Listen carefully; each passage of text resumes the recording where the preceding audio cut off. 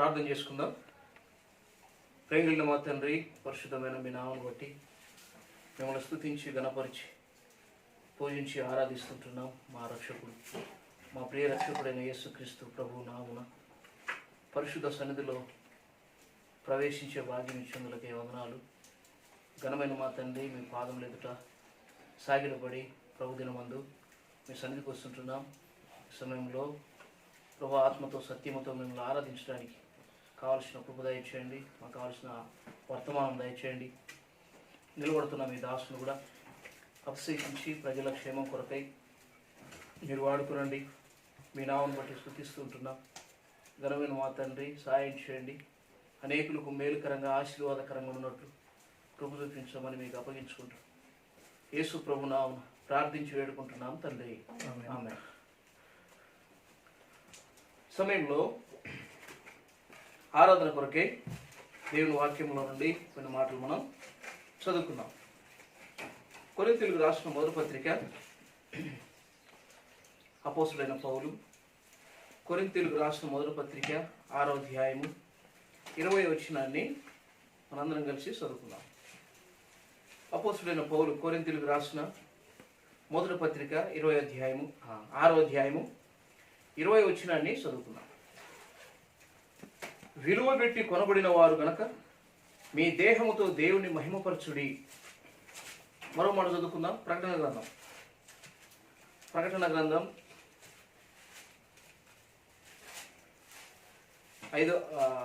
5వ అధ్యాయము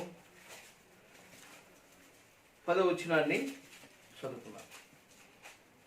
ప్రకటన గ్రంథం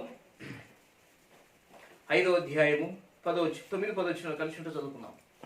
ఆ పెద్దలు, నీవు ఆ గ్రంథమును తీసుకొని దాని ముద్రను విప్పుటకు యోగ్యుడు.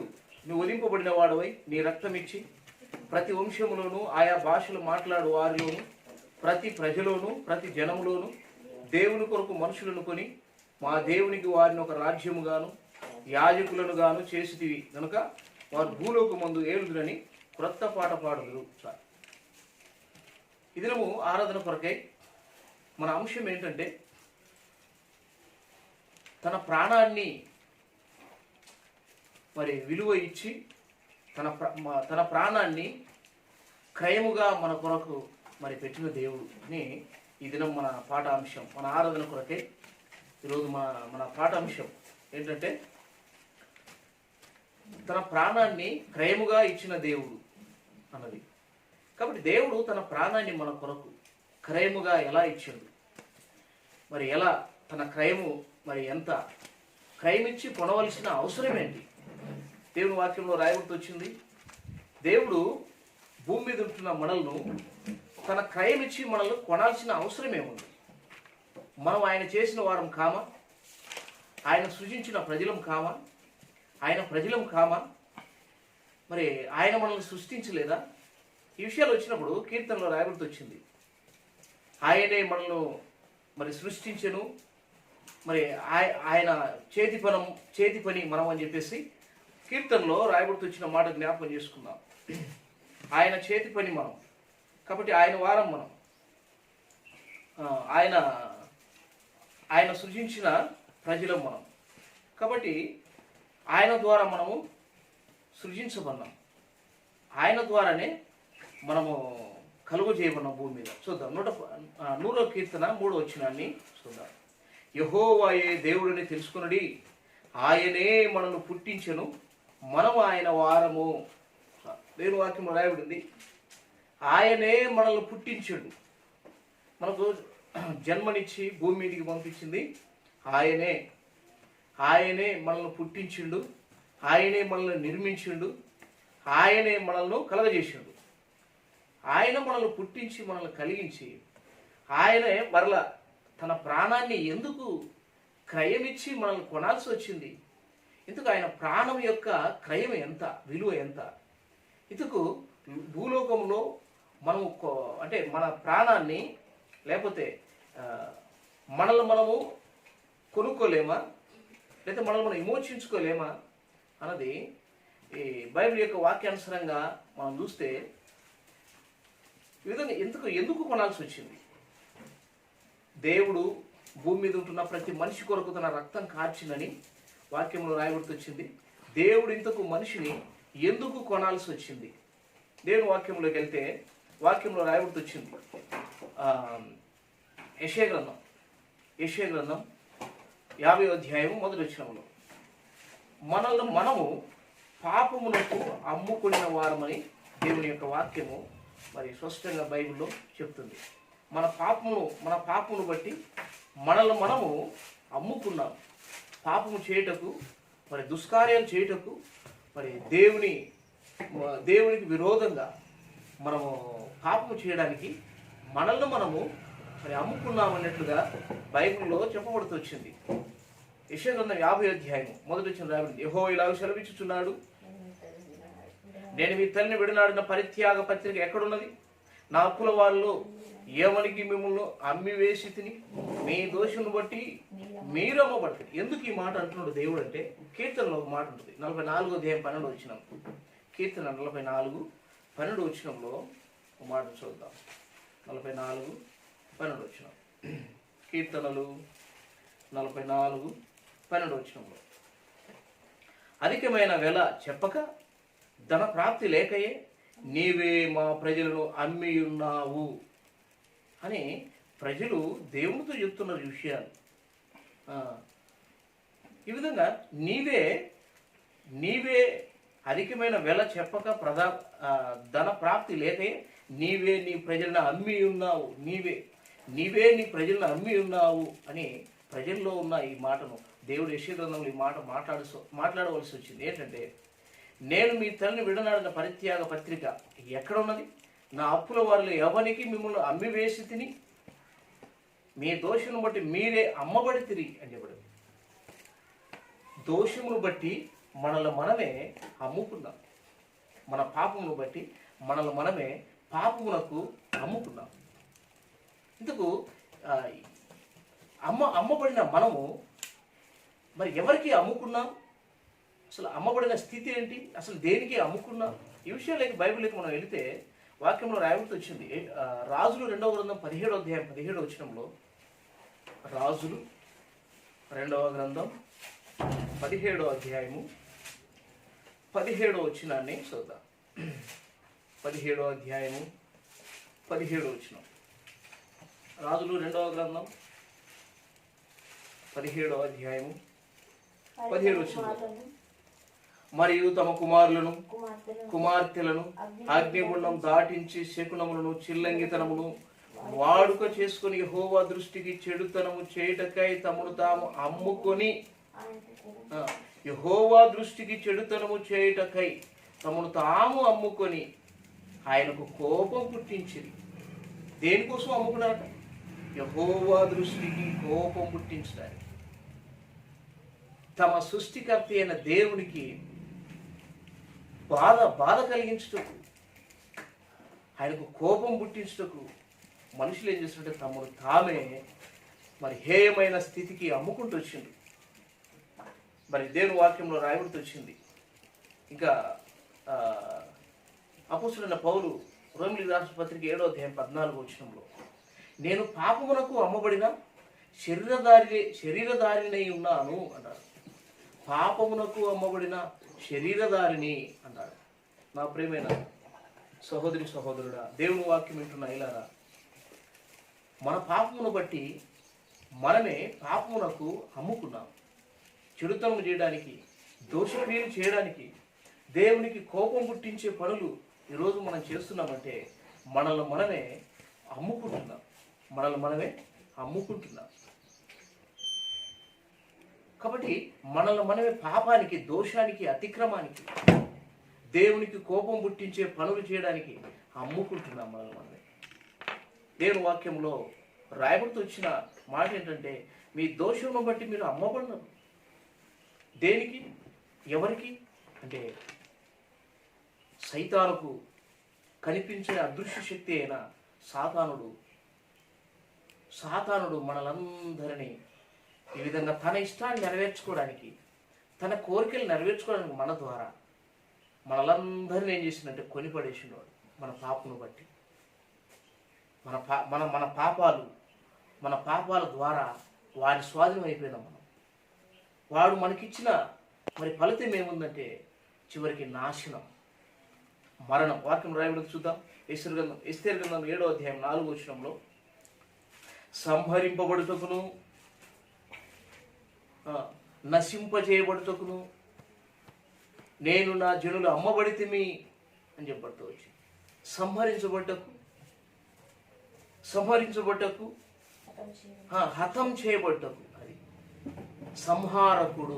సాతానుడు ఎవరంటే సంహారకుడు, నాశనం చేయవాడు. కాబట్టి నాశనం చేయవాడు, సంహరించువాడు. అందుకే యేసుప్రభు అంటాడు వాడి గురించి, వాడు నరహంతకుడు, ఆది నుండి వాడు నరహంతకుడు, అబద్ధికుడు అని యేసుప్రభు సాతాను గురించి చెప్తాడు. భూమి మీద ఉన్న మానవునికి చివరికి దొరికే ఫలితం ఏంటంటే నాశనము. చివరికి మనిషికి దొరికేది ఏంటంటే నాశనము. అందుకనే మనిషి భూమి మీద తను సంపాదించిన తన ఆస్తులు, తన అంతస్తులు, తనకున్న బలము, తనకున్న హోదా,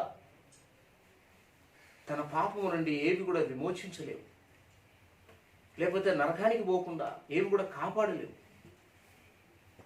ప్రేమైన వారలారా, ఇలాంటి పరిస్థితిలో భూమి మీద ఉన్న మనిషి అమ్మబడిన ఉన్న స్థితిలో నాశనానికి, సంహరించబడ్డానికి, నిత్య నరకానికి, నాశనమైపోవడానికి భూమి మీద ఉన్న ప్రతి మనిషి సాతాని యొక్క ఉరులలో, సాతాని యొక్క ఉచ్చులలో చిక్కొని నాశనం చేయబడ్డానికి వాని చేతిలో ఇరుక్కొనున్న ప్రపంచ మానవ జాతిని విడిపించుటకే యేసుక్రీస్తు ప్రభు తన ప్రాణం ఇచ్చి భూమి మీద ఉంటున్న మనల్ని మరి అమ్మబడిన వారిని కొనడానికి తన క్రయధనాన్ని ఇవ్వాల్సి వచ్చింది. యేసుక్రీస్తు ప్రభు గొర్రె పిల్లగా మరి పాపము లేని నిర్దోషమైన రక్తాన్ని క్రయముగా ఇవ్వడానికి భూమి మీదకి వచ్చాడు. ఇంతకీ అమ్మబడిన మనల్ని, పాపానికి అమ్ముకున్న మనం, పాప క్రయము యొక్క విలువ ఎంత అని మనం బైబిల్లో మనం ఆలోచిస్తూ వచ్చినప్పుడు, పాపం యొక్క క్రయం ప్రతిదానికి ఇంతని మరి క్రయం ఉంది, ఇంతని దానికి వాల్యూ ఉంది. ప్రతి వస్తువుకు వాల్యూ ఉంది, ప్రతి వస్తువుకు వాల్యూ ఉంది, ఇంతని ఉంది. దురదృష్టం ఏంటంటే పాపమునకు అమ్మబడిన మనిషి తను తాను మరి క్రయము చెల్లించి విమోచించబడ్డానికి, తను తాను క్రయము ఇచ్చి విమోచించబడ్డానికి, ఇడిపించుకోవడానికి మరి మానవుడి దగ్గర క్రయం లేదు అని చెప్పచ్చు. సరిపోదు, ఈ లోకం ఆ క్రయాన్ని ఇవ్వలేదు అని బైబిల్లో స్పష్టంగా రాయబడి వచ్చింది. మానవుని యొక్క ఇంతకు పాపమునకు అమ్మబడిన ఈ మానవుడు, దోషమునకు అమ్మబడిన ఈ మానవుడు, అతిక్రమమునకు నాశనం చేయబడ్డానికి అమ్మబడిన ఈ మానవుడు తను తాను విడిపించుకోవచ్చా? బైబిల్లో ఒక రూల్స్ ఉంది. ఏంటంటే లేవియకాండం 5వ అధ్యాయం 48వ వచనంలో, వానికి క్రయం దొరికితే, వానికి సరిపడిన క్రయం దొరికితే వాడు విడిపించుకోవచ్చు అని రాయాలి. చూద్దాం. లేవియకాండం 25వ అధ్యాయం 48వ వచనం, 48వ వచనం 25వ అధ్యాయము 48వ వచనం అండి. తను అమ్ముకున్న తర్వాత వానికి విడుదల కావచ్చును, వాని సహోదరుల్లో ఒకడు వారిని విడిపించవచ్చును. వాని పినతండ్రియే కానీ, పినతండ్రి కుమారుడే కానీ, వాని వశంలో ఉన్న వాని వశంలో వాని రక్త సంబంధియే కానీ, వాని వంశంలో వాని రక్త సంబంధియే కానీ వాని విడిపించవచ్చును. కావలసిన క్రయధనము వానికి దొరికిన ఎడల్లా తను తాను విడిపించుకోవచ్చు. వానికి తగిన క్రయము దొరికితే విడిపించుకోవచ్చు అని బైబిల్లో ఒక రూల్స్ రాయబడుతూ వచ్చింది. బైబిల్ చట్టంలో రాయబడుతూ వచ్చింది. ఇంతకీ బైబిల్లో వానికి ఒకవేళ వానికి అమ్మబడిన వానికి తను తాను కొనుక్కోవడానికి క్రయము దొరికితే వాడు విమోచించబడవచ్చు, వాడు విడిపించుకోవచ్చు అని రాయబడుతూ వచ్చిన మాట. ఇంతకు ఆ క్రయం యొక్క విలువ ఎంత ఉందో చూద్దాం. ఇంతకు దొరుకుతుందా ఈ లోకంలో? తను తాను విడిపించుకోవడానికి ఆ క్రయం దొరుకుతుందా చూద్దాం బైబిల్లో నుండి. యోగు గ్రంథం 28వ అధ్యాయం 13వ వచనం నుండి. యోబు గ్రంథం 28:13 వచనం నుండి ఈ విషయాలు చూద్దాం. మానవుడికి తన్ను తానే విడిపించుకోవచ్చు అని ఒక ఛాన్స్ ఉంది, ఒక ఛాయిస్ ఇచ్చిండు దేవుడు. విడిపించుకోవచ్చు, దాని క్రయం దొరికితే, దాని క్రయము అమ్మబడిన వాని పాప క్రయం దొరికితే విడిపించుకోవచ్చు అని రాయబడింది. మరి ఇంతకు ఆ క్రయం ఇక్కడ దొరుకుతుందా? ఈ లోకంలో, ఈ ప్రపంచంలో ఆ క్రయము విలువ దొరుకుతుందా? చూద్దాం. ఇంతకు దాని విలువ ఎంత, దాని విలువ మొదట చూద్దాం. కీర్తన 49:9 దాని విలువ ఎంత ఉందో చూద్దాం. ప్రాణాన్ని విమోచించుకోవడానికి విలువ ఎంత విలువ చూద్దాం. 49:9 వారి ప్రాణ విమోచన ధనము బహు గొప్పది, అది అన్నటికీ తీరకట్లు ఉండాల్సిందే. ఏంటంట విలువ? మనల్ని మనం విమోచించుకోవడానికి ఛాయిస్ ఇచ్చిండు, విడిపించుకోవడానికి ఛాయిస్ ఇచ్చిండు. మరి దాని క్రయము దొరికితే విడిపించుకోవచ్చు. ఇంతకు దాని క్రయము ఎంత అంటే ఎంత ఉంది? బహు గొప్పది. ఎంత గొప్పది? ఇంతకు ఈ లోకంలో దొరుకుతుందా? అది చూద్దాం. ఇప్పుడు యోబు గ్రంథం 28:13 నుండి జాగ్రత్తగా చూద్దాం ఈ విషయాలను. నరులు దాని విలువని ఎరగరు, ప్రాణులున్న దేశములు అది దొరకదు. అగాధం అది నాలో లేదనును, సముద్రము నా యొద్ద లేదనును, సువర్ణము దానికి సాటి అనేది కాదు. దాని విలువ కొరకే వెండి తూచరాదు. అది ఓఫీరు బంగారమునకైనను, విలువగల గోమేధికమునకైనను, నీలమునకైనను కొనబడినది కాదు. సువర్ణమైనను స్ఫటికమైనను దానితో సాటి కావు. ప్రశస్తమైన బంగారు నగలకు ప్రతిగా అది ఇయ్యబడదు. పగడముల పేరు, ముత్యముల పేరు దాని ఎదుట ఎత్తనే కూడదు, దాని ముందు ఎత్తనే కూడదు. ఇంకా సముద్రం కూడా దానిలో లేదనును అని రాయబడింది. సముద్రం కూడా లేదు. ఒకవేళ సముద్రం దగ్గరికి పోయి, సముద్రమా నీలో ఉన్న గొప్ప సంపద ఉంది కదా, ఈ నీలో ఉన్న గొప్ప సంపద ద్వారా నాకేమన్నా విలువ దొరుకుతుందా అంటే నాలో లేదనును అంటుందట సముద్రం కూడా. 14 ఏం రాయబడింది? అగాధం అది నాలో లేదనును, సముద్రం నా యొద్ద లేదనును రాయబడింది. భూలోకములో ఎన్నో విలువైన మరి వజ్రాలు, వైడూర్యాలు, వెలగల లోహాలు ఉన్నాయి. చాలా విలువైన మరి వస్తువులు భూమి మీద ఉన్నాయి. బంగారు ఉంది, వెండి ఉంది, భూమిలో సంపద ఉంది, బొగ్గు ఉంది, భూమిలో గ్యాస్ ఉంది, ఇంకా భూమిలో పెట్రోల్ ఉంది. భూమిలో అన్ని విధాలైన సంపద దేవుడు భూమిలో పెట్టాడు. సముద్రం ఉంది, సముద్రంలో చేపలు ఉన్నాయి. మరి వీటన్నిటి దగ్గరికి పోయి నా ప్రాణ విమోచన ధనము కొరకు ఇవి సరిపోతాయా అని వాడి దగ్గర అడిగినప్పుడు నాలో లేదనును అంటున్నాయంట. నీ ప్రాణాన్ని విమోచించడానికి తగిన క్రయము మా దగ్గర లేదు అంటుందంట. సముద్రం కానీ భూమి మీద ఉంటున్న ఏ లోహాలు విలువైన ఏ వస్తువు కూడా ఆ ప్రాణ విమోచన ధనానికి వెలకు సరిపోవు. ఎంత గొప్పది? బహు గొప్పది. వింటున్నారా?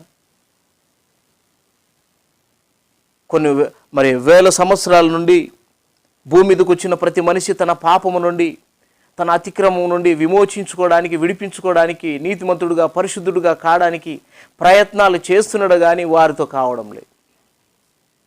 కావలసిన క్రయము వారికి దొరకడం లేదు. వారు విమోచించుకోవడానికి వారికి కావలసిన క్రయము భూమి మీద ఎక్కడ కూడా లేదు. కనీసం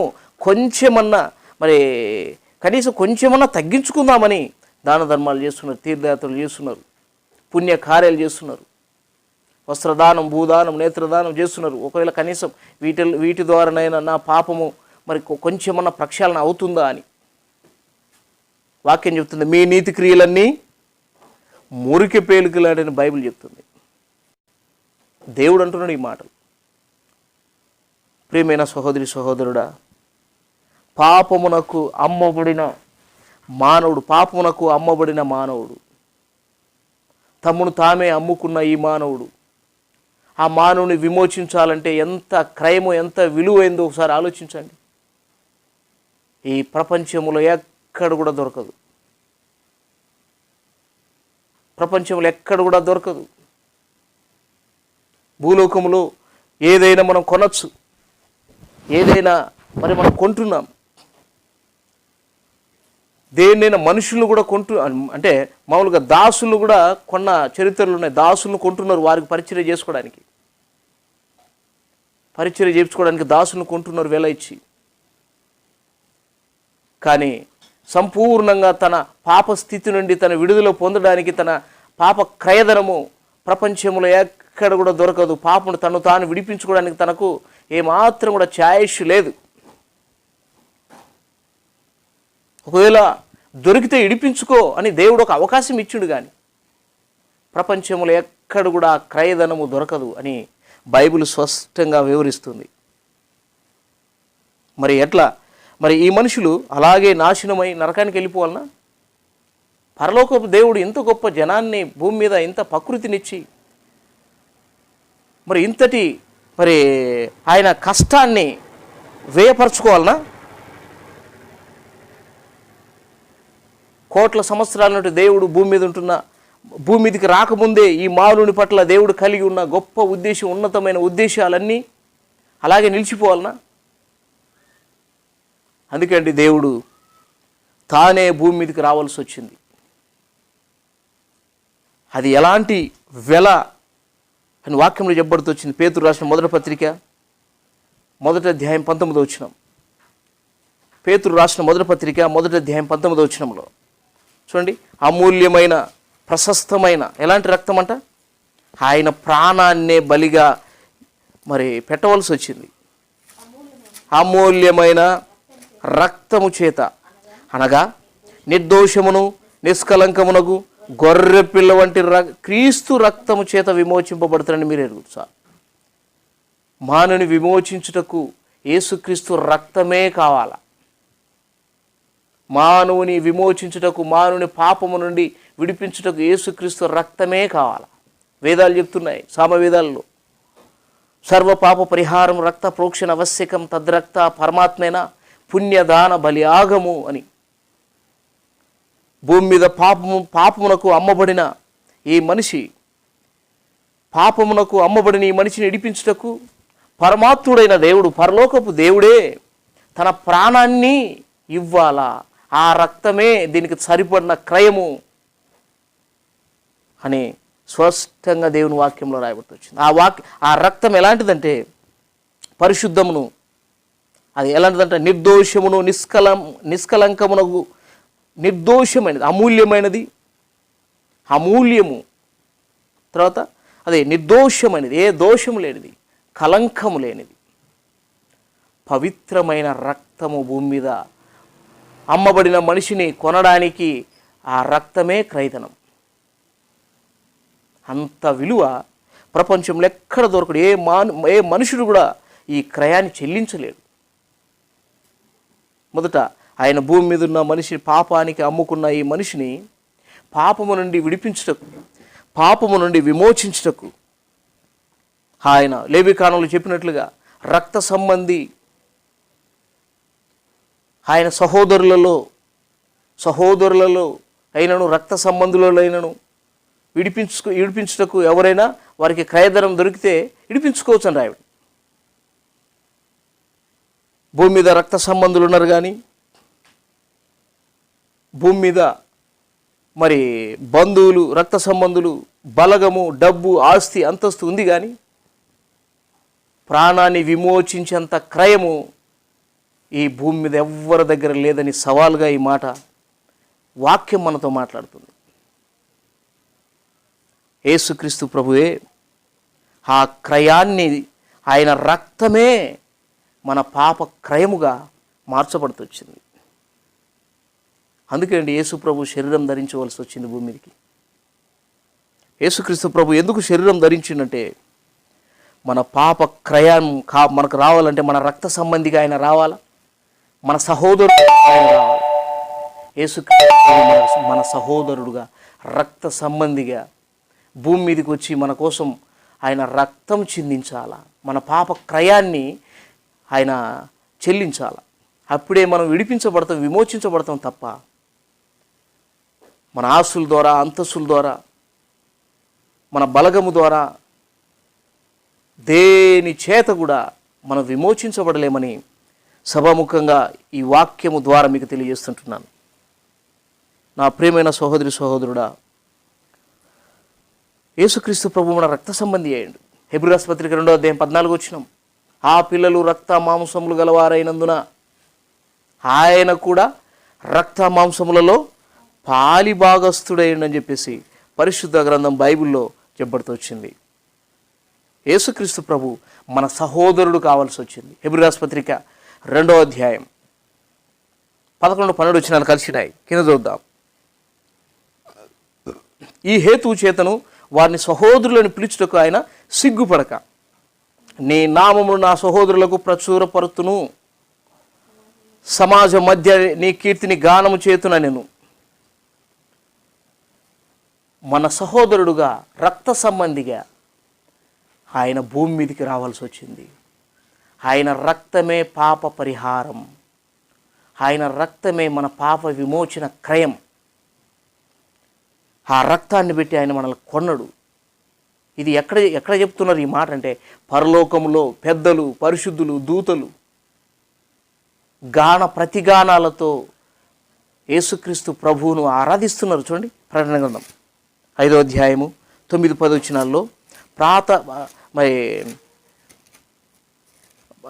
గాన ప్రతిగానాలతో ఆయన మహిమపరుస్తున్నారు. చూడండి, ఆ పెద్దలు నీవు ఆ గ్రంథమును తీసుకొని దాని ముద్రను ఇప్పుటకు యోగ్యుడవు, నీవు వధింపబడిన వాడవై నీ రక్తమిచ్చి ప్రతి వంశములోను, ఆయా భాషలు మాట్లాడు వారిలోను, ప్రతి ప్రజలలోను, ప్రతి జనములోను దేవుని కొరకు మనుషులను కొని మా దేవునికి వారిని ఒక రాజ్యముగాను యాజకులుగాను చేసితివి. ఏం చేసినట్టు? దేవుని కొరకు రాజులుగా, యాజకులుగా ఆయన రక్తంతో భూమి మీద ఉంటున్న మనుషులను ఆయన చేసాడు. అందుకని పౌలు అంటాడు కొరింథీయులకు రాసిన మొదటి పత్రిక 6వ అధ్యాయం 20వ వచనంలో, మీరు విలువ పెట్టి కొనబడిన వారు గనక దేవుని ఏం చేయాలా? మహిమపరచుడి అని చెప్తాడు. దేవుణ్ణి మహిమపరచు. మనం చేయవలసింది ఏంటంటే, ఆయన చేసిన మేలు, ఆయన చేసిన ఉపకారము చాలా గొప్పది. ఆయన చేసిన మేలు, ఆయన చేసిన ఉపకారం చాలా గొప్పది. ఆయన ప్రాణాన్నే మన కొరకు మరి ప్రాణముగా పెట్టి మనల్ని విడిపించడానికి, విమోచించడానికి ఆయన రక్తాన్ని మనకు క్రయముగా పెట్టి మనల్ని ఈ ప్రపంచంలో ఉన్న ప్రతి జాతి మనుషులను, ప్రతి మరి ప్రపంచం మానవ జాతిని యేసుప్రభు రక్తం ఇచ్చి కొన్నడు. భూమి మీద ఉన్న ప్రతి మనిషిని, భూమి మీద ఉంటున్న ప్రతి మానవ జాతిని ఆయన కొన్నడు. దేవుని వాక్యం వింటున్న నీవు ఈ సత్యం ఎరగకపోతే ఈ రాత్రి, ఈ సమయంలో, ఈ పగలు, ఈ సమయంలో ఈ సత్యాన్ని నువ్వు నమ్మాల. నీకోసం రక్తం చిందించబడింది, నీకోసం ఆ క్రయధనం మరి చిందించబడింది, పవిత్రమైనది, నిర్దోషమైనది. ఆ రక్తం ద్వారానే పాప విమోచన. ఇక ఏ మరి ధర్మ కార్యాల ద్వారా, పుణ్య కార్యాల ద్వారా నిన్ను నువ్వు విమోచించుకోలేవు, నిన్ను నీవు విడిపించుకోలేవు. అది తీరక అట్లు ఉండవలసినదే అని రాయబడింది. మన పాప క్రయము మనం తీర్చుకోలేని స్థితిలో అలాగే ఉండిపోవాలి. దేవుని సన్నిధికి వచ్చిన ప్రియమైన సహోదరి సహోదరుడు ఒకసారి ఆలోచించండి. పాపమునకు అమ్మబడినాం. సైతానుడు యేసుప్రభుతో అంటూ, ఈ లోక రాజ్య మహిమలన్నీ నాకు అప్పగించబడినాయి. వాని అధికారము నుండి, అంధకార సంబంధమైన అధికారము నుండి యేసుక్రీస్తు ప్రభు మనల్ని విడిపించును తన రక్తంతో. ఆయన కొన్నడు మనల్ని. మనం ఆయన సొత్తు, ఆయన ప్రజలము. ఆయన మన దేవుడు, ఆయన మన ప్రభువు. అందును బట్టే ప్రభువును మనం ఆరాధించాలి, ఆయన స్తుతించాలి, ఆయన గణపరచాలి. దేవుని సన్నిధికి వచ్చినా మనం ఆత్మతో సత్యముతో ఆయన్ను కీర్తించాలి. ఎవరు చెల్లించని వెల, తన ప్రాణాన్నే మన పాప క్రయముగా ఆయన చెల్లించి మనల్ని కొన్నడు, మనల్ని విడిపించండు, విమోచించండు. ఆయనకు మనం ఏమిచ్చినా కూడా ఆయన రుణం మనం తీర్చుకోలేం. జీవితకాలం అంతా ఆయనను మనం స్తుతించిన, ఆయన గణపరిచిన, ఆయన కోసం మన జీవితమే త్యాగముగా చేసిన అది తీర్చబడదు. అంతటి గొప్ప క్రయాన్ని ఆయన మన కొరకు మరి చేసిండు. అందును బట్టే ఉదయకాల సమయంలో ప్రభువును మనం ఆరాధిద్దాం, ప్రభువును గణపరుద్దాం, ప్రభువును స్తుతిద్దాం, ప్రభువును మనం మహిమపరుద్దాం. మోకరించి ఒకరి తర్వాత ఒకరము ప్రభువును మనము మరి ఆరాధిద్దాం, ప్రభువును మనము స్తుతిద్దాం. చిన్న ప్రార్థన చేసుకుందాం. ప్రేమగల మా తండ్రి, చెప్పిన మాటలను దీవించండి.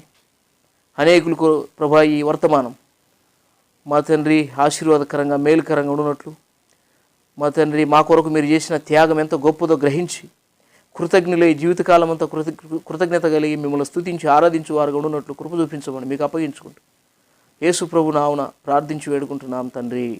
ఆమేన్.